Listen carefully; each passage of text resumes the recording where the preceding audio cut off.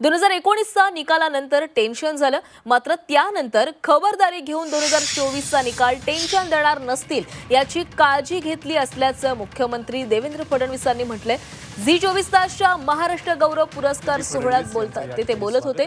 तसंच 2022 हे वर्ष महाराष्ट्राच्या राजकारणातील सर्जिकल स्ट्राईक करणारं ठरलं आणि आम्ही अनेक सर्जिकल स्ट्राईक केल्याचं मुख्यमंत्री देवेंद्र फडणवीसांनी सांगितलंय।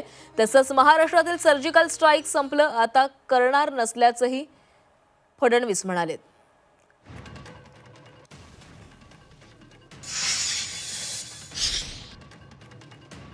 जसं 10वीचा निकाल आणि 12वीचा निकाल, तसं तुम्हाला 19चा निकाल जास्त टेन्शन देणारा होता की 24चा? 19ला निकालापूर्वी काही टेन्शन नव्हतं, जे टेन्शन झालं ते निकालानंतर झालं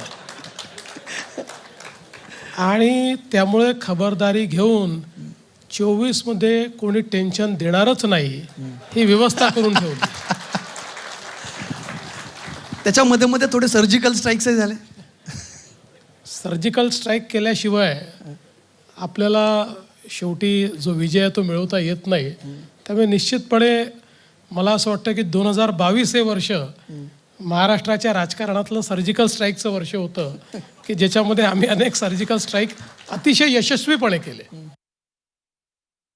ऑपरेशन सिंदूर अजून संपलेलं नाहीये, त्यामुळे तुमचंही सर्जिकल स्ट्राईक संपलंय की संपायचं बाकी असून? आमचे सर्जिकल स्ट्राईक पूर्णपणे संपलेले आहेत। एनिमी टेरिटरी पूर्ण आम्ही तहस-नहस केलेली आहे। आता त्या टेरिटरीत सर्जिकल स्ट्राईक करण्यालायक काही उरलेलं नाही, त्यामुळे आमचं ऑपरेशन संपलेलं आहे।